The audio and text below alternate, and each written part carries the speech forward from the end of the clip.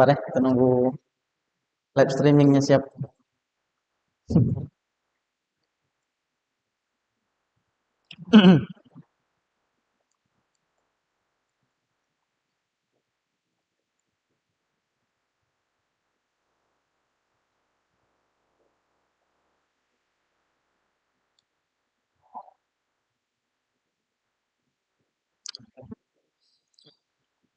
Bismillahirrahmanirrahim. Assalamualaikum warahmatullahi taala wabarakatuh. Alhamdulillah, alhamdulillah wassalatu wassalamu ala Rasulillah wa ala alihi wa sahbihi wa mawala amma ba'du. Jemaah sekalian yang dirahmati Allah Subhanahu wa taala, yang menyaksikan kajian IKADI, kajian rutin hadis Arba'in An-Nawawiyah. Hari ini kita masuk ke hadis yang ke-25. Kami sapa semua baik yang hadir secara langsung di Masjid Nurul Huda, begitu juga dengan para penonton yang nonton secara online di YouTube, terkhusus di masjid di perumahan Jangkang ANJ. Di sana ada sahabat kita pembina Ustadz Pori yang menonton secara live streaming di masjidnya. Kami ucapkan selamat menyaksikan dan semoga kita semua dalam kondisi sehat dan dalam naungan keberkahan Allah Subhanahu wa taala. Amin ya rabbal alamin. Nah, hari ini kita akan lanjut kepada hadis yang ke-25 dari untayan hadis Rasulullah. Ini kami ambil dengan tema peluang pahala dengan sedekah. Nah, sebagian besar dari hadis ini membicarakan tentang sedekah. Ini teks hadisnya. Al-haditsu khamis wal ishrun. Hadis yang ke-25. Kami bacakan dan kami terjemahkan secara ringkas. An Abi Dzarrin radhiyallahu anhu aidan, dari Abi Dzar. Ini sudah kita bahas tentang sahabat ini. Semoga Allah Subhanahu wa taala meridhoinya. Juga disebutkan juga sebagaimana juga ketika diriwayatkan oleh Umar bin Khattab, Umar bin Khattab aidan, anna nasan min ashabi Rasulillah sallallahu alaihi wasallam. Nah, kami merahkan dengan warna merah kata nasan. Nasan ini kalau dilihat dalam kitab syarah hadis itu adalah orang-orang miskin, orang-orang miskin yang datang ke Rasulullah SAW dari orang-orang muhajirun, ya, karena di sana ada muhajirun dan ansor. Dari sahabat Rasulullah SAW, qalu, mereka semua mendatangi Rasulullah dan berkata, li Nabi SAW, kepada Nabi kita Rasulullah SAW, ya Rasulullah, wahai Rasulullah. Mungkin ini di sini pernah sering disampaikan oleh para muballigh, atau khatib. Zahaba ahlad dusur bil ujur. Orang-orang kaya. Dusur itu adalah orang kaya. Dasrun itu orang-orang kaya dari sahabat-sahabat kami, yaitu sahabat-sahabat Nabi juga. Mereka ini pergi dengan banyak pahala atau memboyong banyak pahala, ya. Yusalluna kama nusalli. Mereka salat sebagaimana kami salat. Kemudian wa yasumuna kama nasum. Dan mereka berpuasa sebagaimana kami juga berpuasa. Wa tasaddaquna bi fuduli amwalihim. Ini yang menjadi keresahan sahabat yang mendatangi Nabi. Akan tetapi mereka bisa bersedekah dengan keutamaan harta yang mereka miliki. Kami tidak bisa. Kami tidak bisa. Nah, kalau dibahasakan sekarang, mungkin orang kumpul ramai-ramai, ingin berorasi, menyampaikan aspirasinya. Nah, kalau kita mungkin aspirasi kita tentu misalnya tentang masalah kurangnya harta, kurangnya uang, kan? masalah pekerjaan. Tapi sahabat Nabi, orasi di depan Nabinya mereka mengatakan, bagaimana kami bisa menyamai pahala orang-orang kaya? Mereka menanyakan tentang amal ibadah, bukan masalah harta, bukan masalah pekerjaan. Nah, kemudian ya, qala Rasulullah bersabda, "Awalaysa qad ja'alallahu lakum ma tasaddaqun?" Bukankah Allah telah menjadikan ya bagi kalian apa yang bisa kalian sedekahkan selain dari harta? Selain harta, ada hal lain yang bisa kita sedekahkan. Apa itu? Inna bikulli tasbihatin shadaqah. Sesungguhnya di setiap perkataan tasbih itu sedekah. Ya. Tasbih subhanallah itu sedekah. Wa kulli takbiratin shadaqah, dan Allahu akbar itu sedekah. Wa kulli tahmidatin shadaqah, dan setiap ucapan tahmid alhamdulillah itu sedekah. Nah, dari sini saja ini kita sudah dapat keutamaan berzikir setelah sholat. Sangat orang yang habis sholat langsung pergi, alangkah tidak mau bersedekah. Padahal itu nilainya sedekah. Yang kalau kita mungkin dengan harta kita nggak punya atau terbatas harta kita, akan tapi dengan berdiam sejenak setelah kita sholat, itu bagian dari sedekah kita kepada Allah yang pahalanya nanti kembali kepada kita. Wa kulli tahlilatin shadaqah. Ucapan la ilaha illallah itu juga sedekah. Kemudian wal amru bil ma'ruf shadaqah, dan mengajak kepada kebaikan sedekah. Wan nahyu 'anil munkar shadaqah, dan mencegah kepada kemungkaran juga sedekah. Wa fi bud'i ahadikum shadaqah, dan di dalam berhubungan suami istri itu sedekah. Nah, yang belum menikah nih, cepat-cepat menikah, banyak sedekah itu. Nah, karena setiap berhubungan suami istri itu sedekah kata Rasulullah. Yang menjadi membuat para sahabat menarik dari ungkapan Nabi ini bukan masalah tahlil, takbir, tahmidnya, tapi yang bagian akhir ini. Ya, kok bisa itu sedekah? Kata para sahabat kan, mereka bertanya, qalu ya Rasulullah. Mereka bertanya kepada Rasulullah, ya Rasulullah, ayati ahaduna syahwatahu wa yakunu lahu fiha ajrun? Apakah seseorang ketika dia mendatangi istrinya, menuntaskan syahwatnya, itu adalah sedekah? Itu ada ganjarannya? Rasulullah, ajrun? Rasulullah berkata, ara'aitum, apakah menurut pendapatmu bagaimana?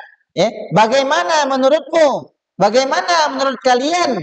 Lau wadu'aha fi haramin, kalau syahwatnya itu disalurkan kepada hal-hal yang diharamkan Allah Subhanahu wa taala, akana alaihi fiha wizrun, bukankah itu adalah perbuatan dosa?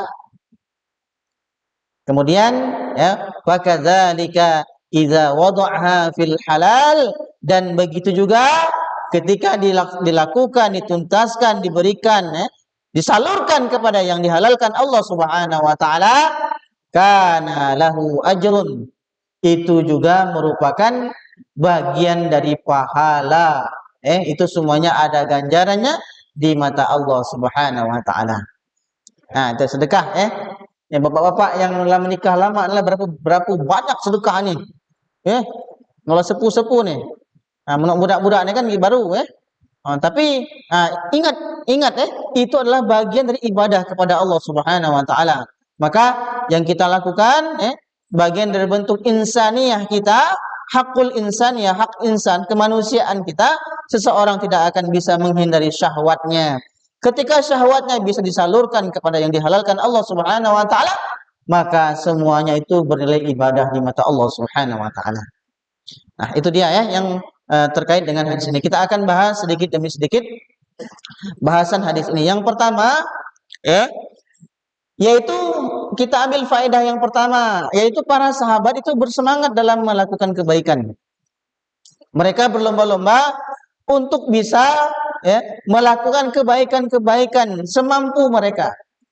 Nah, kita dapat melihat bahwa para sahabat ini bersemangat dalam melakukan kebaikan dan saling berlomba-lomba. Nah, kemudian mereka itu ingin apa yang dilakukan oleh orang lain, apa yang dilakukan oleh sahabatnya, mereka juga bisa melakukannya. Jangan seperti kita sebaliknya ya. Biarlah dia rajin sembahyang, yang penting aku melakukan yang wajib aja. Jangan, kita tidak mirip para sahabat. Para sahabat Nabi semangat. Kalau dia bisa melakukan kebaikan, kenapa kita tidak bisa gitu? Karena mungkin iman kita mungkin berbeda dengan mereka. Akan tapi kan kita berusaha agar kita bisa meniru, mencontoh mereka dalam kebaikan-kebaikan. Nah, bahkan ya dalam riwayat lain juga disebutkan bahwa ketika mereka bertanya kepada Rasulullah sallallahu alaihi wasallam, yang miskin-miskin tadi bertanya kepada Rasulullah, dan pada waktu itu juga orang-orang kaya mendengar juga. Maka apa yang diwasiatkan Rasulullah kepada orang miskin tadi, mereka pun juga melakukannya. Ada orang mungkin sebagian, karena dia sudah merasa banyak hartanya, dia nggak perlu lagi melakukan amal-amalannya biasa-biasa. Saya cukuplah dengan harta saya, tidak perlu saya melakukan hal-hal yang ringan-ringan gitu. Tapi para sahabat Nabi tidak. Ketika mereka mendengar bahwa orang-orang miskin dapat wasiat dari Nabi, mereka pun juga sama. Mereka juga bertasbih, bertahlil, hamid, karena mereka tidak ingin tertinggal dalam hal amal soleh. Itu saya pernah di Jakarta kuliah. Orang kaya bos Pertamina Jadi kalau dia mau misalnya mengadakan pengajian di rumahnya, dia panggil tuh santri-santri dipanggil sama dia santri-santri, disuruh khatam Quran di rumahnya. Malam itu juga berbagi 3 juz orang 10 3 juz. Dia tidak baca. Lah ada duit.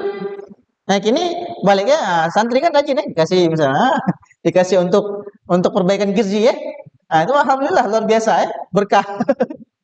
Akan tapi yang jadi perhatian karena dia merasa punya banyak harta, dia mencukupkan dirinya dengan hanya seperti membayar orang lain untuk melakukan kebaikan sementara dia tidak melakukannya.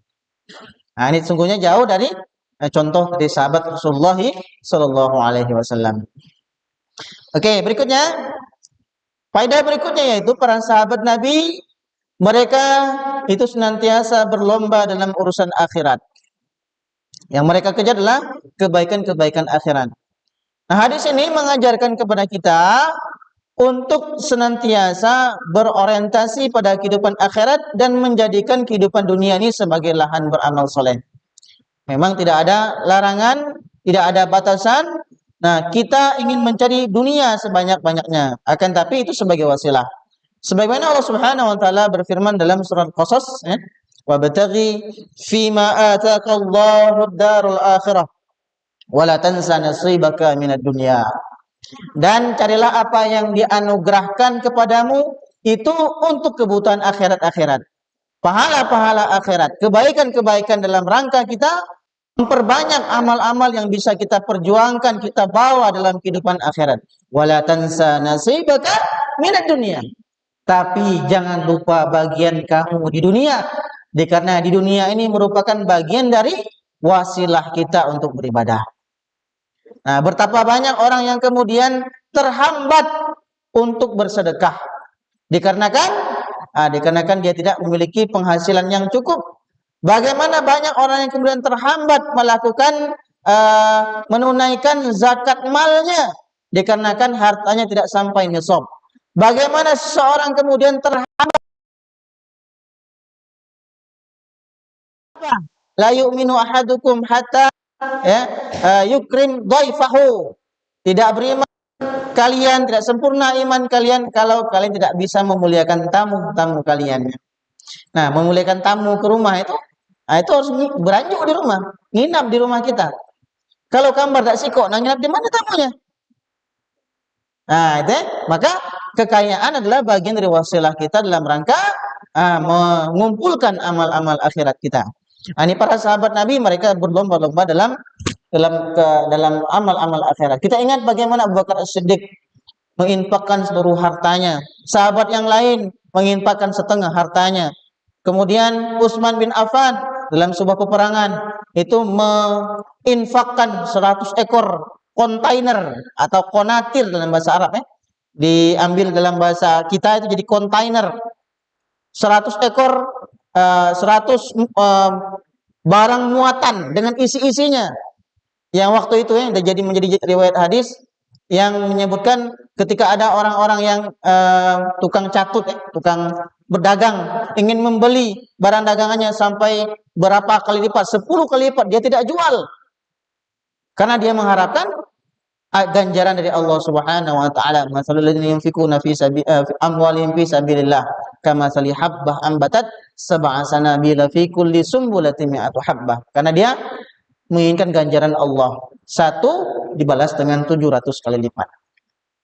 Berikutnya Rasulullah SAW menyebutkan beberapa amalan-amalan di atas sebagai sedekah. Nanti kita apa sih sedekah?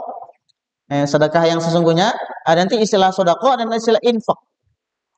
Nah, yahtamilu tasmiyataha shadaqatan annalaha ajran kama lis shadaqati ajrun. Penamaan sedekah itu kemungkinan bermakna bahwa amalan-amalan tersebut berpahala sebagaimana sedekah juga berpahala. Subhanallah, pahala. Nah, sama. Ya, jadi penamaan sedekah ini sama seperti sedekah kita dengan harta. Nah, amal-amal tersebut disebutkan sebagai bentuk perbandingan dan penyerupaan. Penyerupaan pahalanya. Sebagaimana orang yang dia man sholat subuh fil jamaah summa qa'ada yadhkurullah summa shalla raka'atain, orang yang sholat subuh berjamaah di masjid kemudian dia duduk mengingat Allah Subhanahu wa taala sholat 2 rakaat, itu pahalanya seperti haji. Tamah itu sama. Penyerupaan, penyamaan nilai pahalanya. Walaupun pada hakikatnya ketika seseorang melakukan ibadah haji, banyak pahala-pahala plus yang bisa dia dapatkan. Nah, ini jadi ketika kita mengucapkan kalimat-kalimat thayyibah tadi, nah maka kemudian itu sama seperti kita bersedekah. Penyamaan.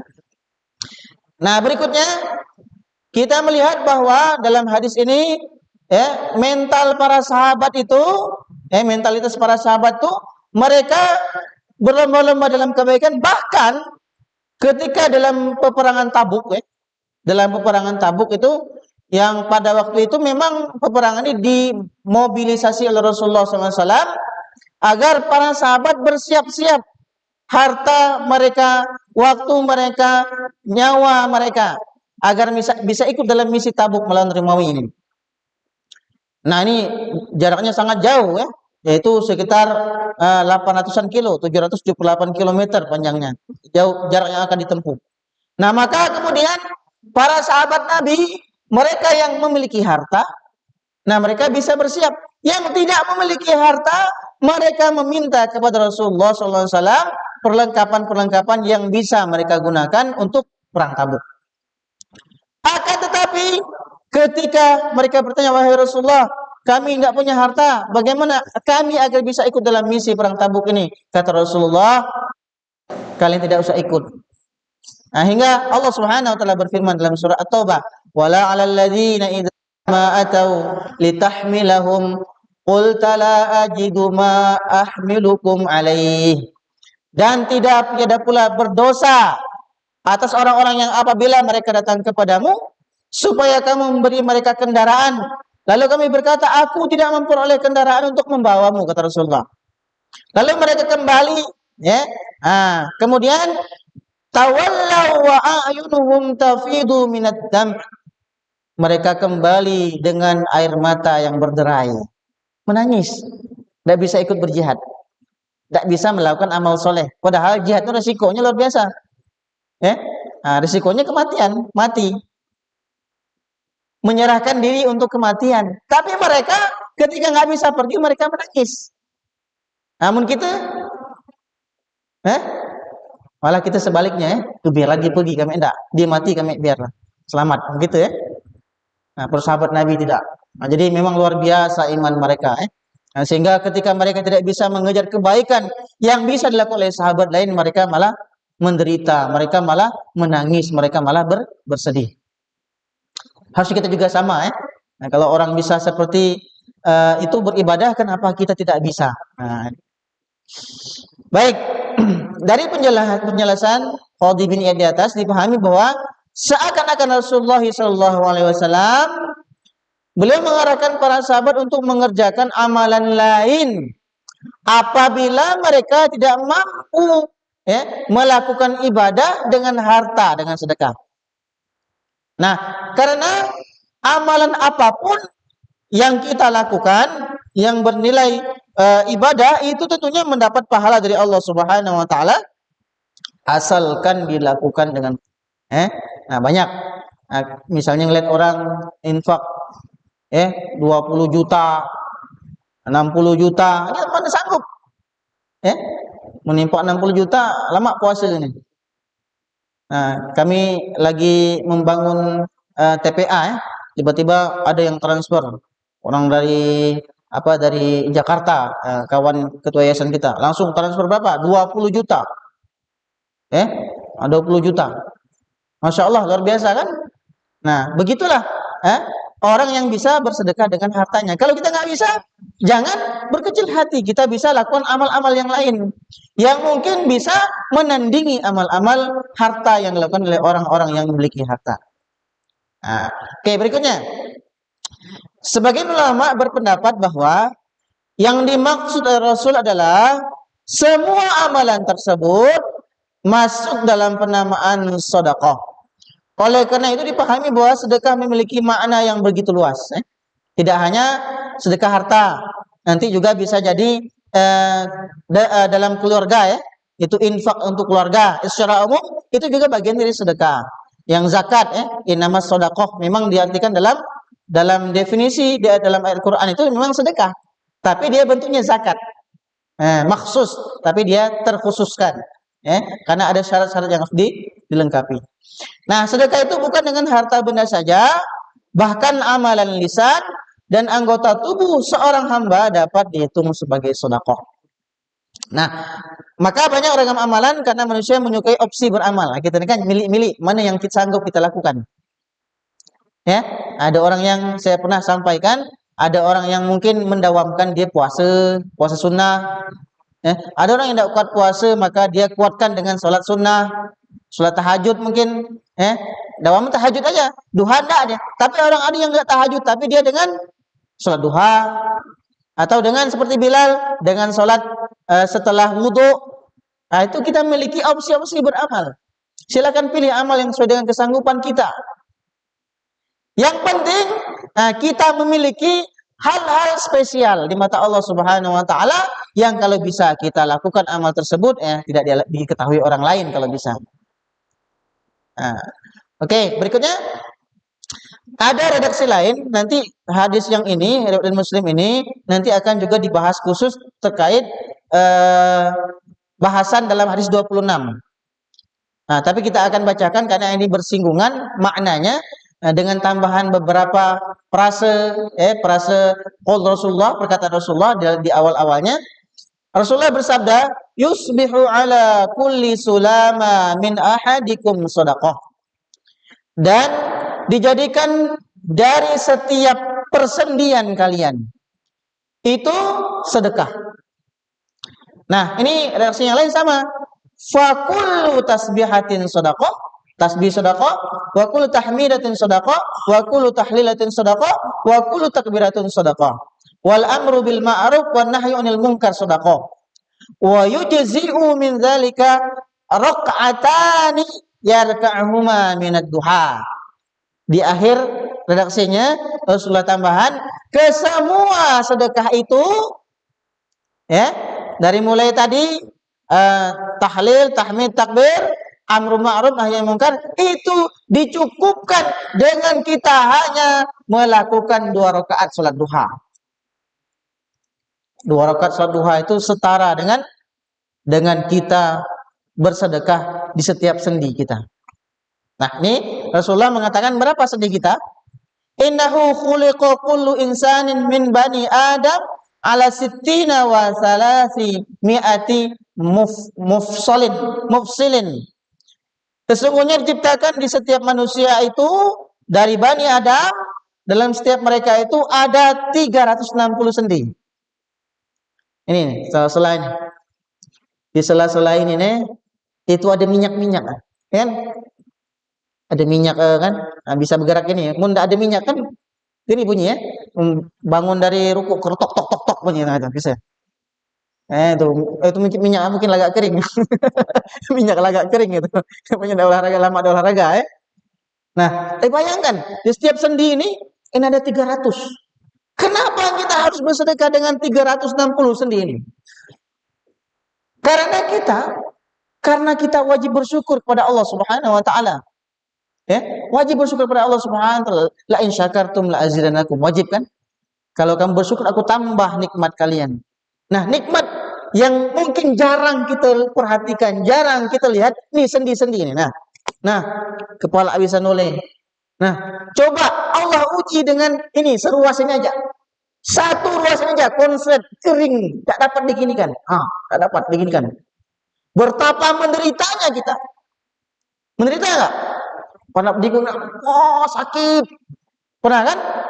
Nah, tangan kesleo di sini. Tak dapat begitu kan? Betapa menderitanya kita. Tapi kadang kita lupa bersyukur nikmat sendiri. Atau tidur salah bantal kata orang ya. Sakit leher, nuling, sakit. Dukuk, sakit.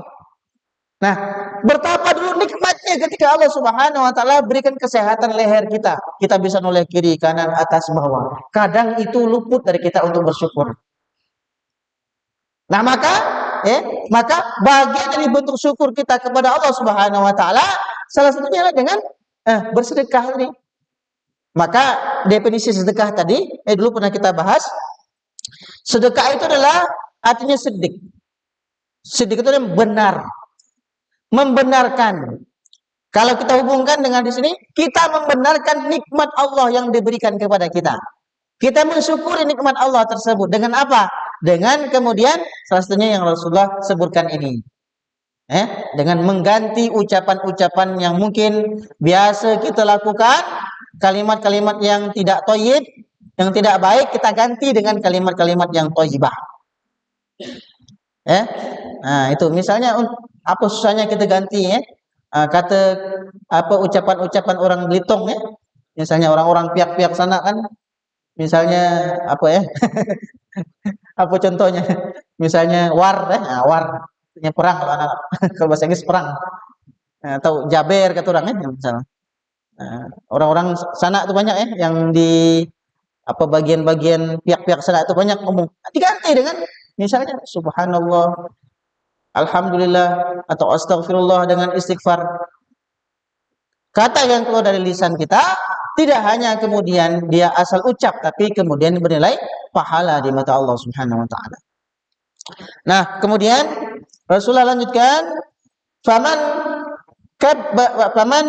kabbarallah wa hamidallah wa halalallah, ini sama siapa yang bertakbir, yang bertahmid, yang bertahlil, wa sabbahallah, bertasbih, wastaghfarallah, dan dia juga beristighfar mohon ampun kepada Allah Subhanahu wa taala, azala hajran an tariqin nas, dan dia juga menyingkirkan batu dari jalanan. Ada orang memang tidak respect lihat ada batu di jalan. Lihat bendak lah. Yang penting tidak kena motor aku. Yang penting tidak kena aku kan. Mendak orang lain mau terjatuh menendak dia lah gitu kan biasanya. Padahal itu kalau kita lakukan itu bernilai sedekah benar.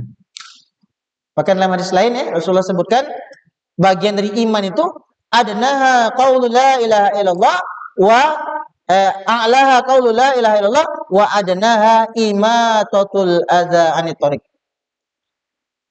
Iman itu yang tertinggi adalah perkataan la ilaha illallah, yang terendah adalah kita menyingkirkan penyakit, menyingkirkan penghalang dari jalanan. Itu bagian dari keimanan. Jadi kalau misalnya kita melihat halangan di jalan, baik kayu, baik batu, yang kira-kira itu bisa mencelakakan orang lain, kemudian kita menyingkirkannya, artinya iman kita baik. Karena implementasi iman itu bukan hanya kita melaksanakan ibadah ritual saja, akan tapi hablum minanas juga. Ngelihat paku misalnya, paku payung, di jalan. Nah, terbalik pula ke atas no tajam kan? Kita biarkan aja, biarlah. Yang penting tidak kena motor aku. Rupa kena motor pernah kan? Sama aja ya. Nah, baik. Kemudian jemaah rahmat Allah Subhanahu wa taala, ya. Kemudian au syaukah atau duri, au azman an tariqin nas, atau menyingkirkan tulang dari jalanan, au amara bil ma'ruf, au nahyanil munkar, atau melakukan yang ma'ruf, memerintah kepada yang ma'ruf, melarang kepada kemungkaran.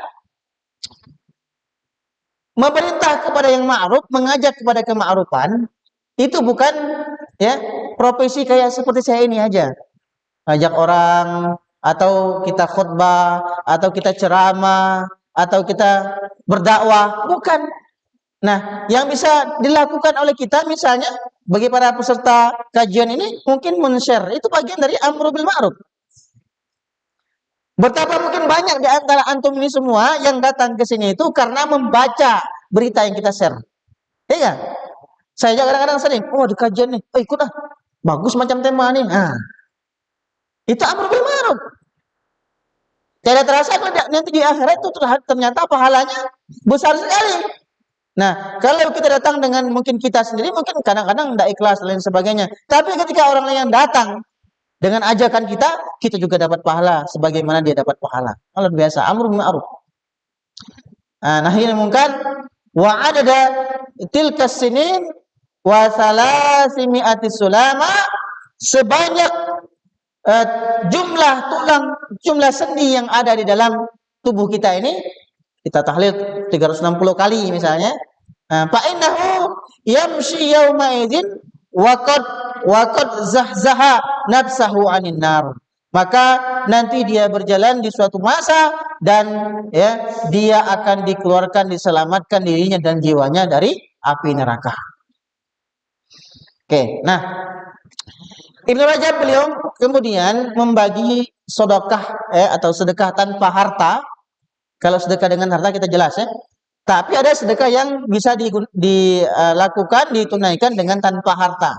Itu menjadi dua bagian. Yang pertama, sedekah tanpa harta yang manfaatnya bisa dirasakan oleh orang lain.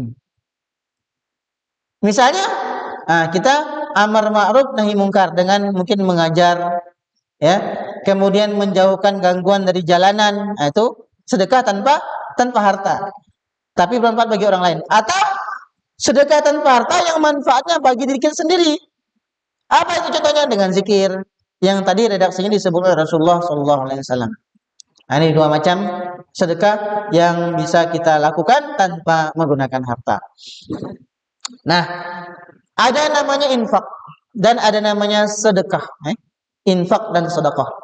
Nah, di suatu sisi sedekah itu lebih umum, kadang dia lebih umum, dan infak lebih khusus. Tapi kadang dalam definisi tertentu, definisi lain, nah infak yang lebih umum sedangkan sedekah lebih khusus. Apa maknanya? Nah, sedekah ini lebih umum dalam arti yang diberikan itu tidak harus dalam bentuk harta. Yang kita berikan dalam sedekah itu tidak meski dalam bentuk harta. Tapi dalam bisa bentuk apa saja. Sedangkan infak itu biasanya itu ditunaikan dengan harta biasanya. Misalnya kalau sedekah, tabassamuka liwajhi akhika sedekah. Senyummu untuk saudaramu itu sedekah. Tapi tidak ada istilah infak senyuman. Mana ada? Infak senyuman lah misalnya. Ada nggak?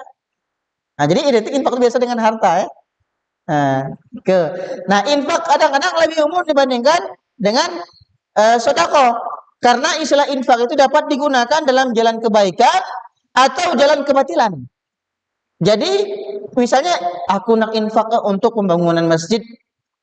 Itu definisi dalam bahasa Arab atau makna dalam bahasa Arab infak untuk masjid benar. Tapi juga bisa digunakan dalam istilah infak untuk kebatilan, bisa. Ya. Misalnya orang-orang kafir dia berinfak untuk menghancurkan Islam misalnya. Itu definisinya juga benar. Ada dalilnya, ada. Ini dalilnya. Nah, nanti kita bahas yang ini ya. Ini dalilnya. Nah, masalul ladzina yunfiquna fi sabilillah. Ini yang kita bacakan tadi, orang yang berinfak harta mereka di jalan Allah. Ini yang di jalan Allah ya. Jadi infak untuk masjid, infak untuk madrasah, infak untuk pembangunan kebutuhan masyarakat umum. Nah, infak dalam jalan Allah. Dalam surah Al-Anfal ayat 36, Allah berfirman, "Innal ladzina kafaru yunfiquna amwalahum." Orang-orang yang kafir mereka menginfakkan hartanya liyasuddu an sabilillah, untuk menghalangi jalan Allah Subhanahu wa taala. Nah, jadi kalau misalnya ada orang yang memusuhi Islam kemudian dia berinfak, nah itu definisinya benar secara bahasa. Secara bahasa. Nah, jadi kalau infak ini dia lebih umum. Oke. Nah, berikutnya kita lanjut kepada faedah berikutnya. Nah, sedekah yang dapat dilakukan tanpa harta itu sudah ya. Kemudian sikap bijak dalam menanggapi berbagai kondisi serta mendatangkan kabar gembira dan menenangkan hati dan perasaan. Rasulullah itu paling mengerti dengan kondisi orang yang bertanya. Ya. Dan Rasulullah memahami kadang-kadang karakter orang yang dia bertanya, berdiskusi atau menanyakan hal-hal terkait dengan agama dengan beliau. Maka ketika sahabat yang miskin tadi bertanya, Rasulullah tidak menjawabnya dengan menjatuhkan. Akan tapi Rasulullah menjawabnya dengan memberikan solusi. Nah, kalau kita kan ditanya gimana nih kondisi sulit gini, ya. Kondisi sulit gini, gimana caranya agar bisa bertahan hidup? Ya kan? Nah, macam-macam ya. Kalau kita bertanya kepada ulil amri kita ya. Macam-macam jawabannya. Ada yang mengenakan, ada yang tidak mengenakan. Nah, coba kalau misalnya bertanya kepada kita, ya, kami orang miskin, bagaimana kami agar bisa jadi orang kaya yang bersedekah? Kerjalah begitu ya. Salah kau jadi orang miskin begitu ya. Salah kau nak jadi orang miskin misalnya. Tapi Rasulullah tidak. Rasulullah memberikan solusi. Nah, jadi memberikan kepada mereka bagaimana agar bisa menyaingi, agar bagaimana mereka bisa melakukan ibadah yang serupa dan sama sebagaimana orang kaya. Nah, ini juga mungkin bisa kita terapkan. Kita baca bagaimana kita bisa membaca orang lain yang kadang-kadang berdiskusi dengan kita. Nah, kira-kira ya pendapat kita, statement kita ini bisa membuat dia semangat atau kemudian jangan-jangan membuat dia jatuh. Makanya orang mukmin yang baik dia akan berpikir dulu sebelum dia berucap dan berbicara. Oke, nah berikutnya Rasulullah mengatakan, qala awalaysa qad ja'alallahu lakum ma tasaddaqu inna kulli tasbihatin shadaqah. Ini sudah kita bahas.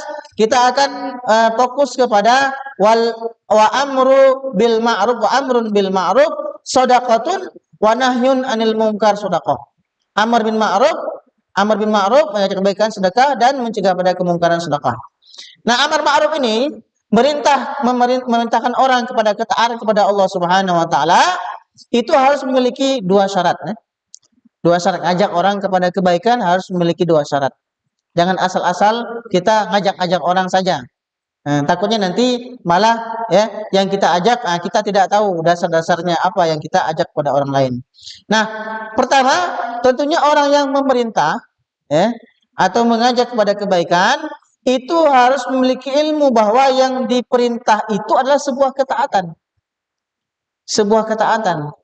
Nah, jadi kalau misalnya kita menjadi seorang pengajar, jadi seorang mubalik harus ada ilmu memang. Tapi memang kalau ngajak orang itu tidak perlu ilmu.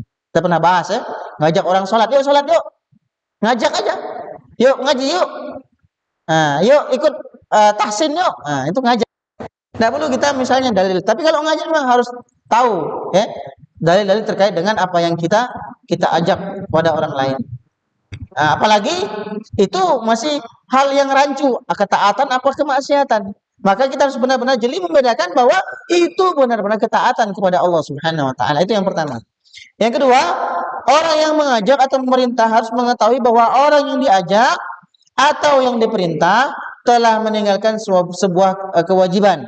Nah, dia meninggalkan sebuah kewajiban, kita ajak kembali. Rasulullah SAW bersabda, ya, dakhala rajulun yaumal jum'ah wa Nabi sallallahu alaihi wasallam yakhthubu faqala as-salaita. Suatu hari Jumat Rasulullah, ya, ada seorang pria memasuki masjid sedangkan Nabi dalam kondisi sedang berkhutbah. Sedang berkhutbah ini. Lalu Nabi berkata, apakah kamu sudah sholat tahiyatul masjid? Lagi khutbah, ya. Tapi komunikasinya searah nih. Ini juga nanti bagian dari bahasan fikih, ya. Komunikasinya searah. Nah, kemudian pria tadi menjawab, belum. Nah, ini dia menjawab nih. Mungkin dia nggak tahu, ya. Lalu Nabi SAW mengatakan, maka sholat tahiyatul masjid. Karena kalau kita, ya, ada dalilnya bahwa kalau kita berkata-kata maka sia-sialah sholat, ya. Sia-sialah sholat. Nah, ini yang memungkinkan. Kalau dalam sebuah redaksi lain, ketika ada orang yang berkhutbah, ada orang yang angkat tangan, khutbah kau kepanjangan, misalnya. Nah, itu dalam bahasan fikih itu ada yang mengatakan tidak batal. Tidak batal, ya. Nah, ini menunjukkan bahwa, ya, Rasulullah SAW itu beliau mengetahui bahwa orang itu meninggalkan sebuah amalan. Jangan nggak tahu gini tiba-tiba dibilang, apakah kalau sholat tahiyatul masjid dia sudah melakukannya? Ngajak orang sholat padahal dia sholat juga, tapi tidak di masjid, di rumah. Nah, itu ngajak kepada kebaikan. Nah, terkait dengan Jumat ini, itu ada di daerah Malaysia, ya. Di Malaysia itu berfatwa bahwa khutbah itu di sana itu dengan menggunakan multimedia, dengan menggunakan slide kayak gini. Fatwa mereka. Nah, taruh kita tidak kuat mungkin, ya. Untuk mungkin meningkatkan konsentrasi dan mungkin, ya, membuat jamaah lebih mendapatkan zauq, ya, rasa dari sholat Jumat itu. Karena banyak orang sholat Jumat itu banyak ngantuk kan. Banyak ngantuk kan. Lah datangnya assalamualaikum jalan mulai nguap. Apalagi no di tiang-tiang. Nah, tiang-tiang itu berarti lang ambil posisi dia. Mau Jumat, ya Pak, ya? Mau Jumat biasa, ya. Tiang-tiang lang ambil posisi lah sekalian. Nah, sekalian. Mungkin fatwa mereka itu mungkin untuk menyemangati jamaah agar tak ngantuk. Jadi ngelihat tayangan-tayangan itu. Tapi ada juga yang fatwa memang nggak boleh. Karena itu akan mengganggu, ya, mengganggu dari nilai sholat Jumat itu sendiri.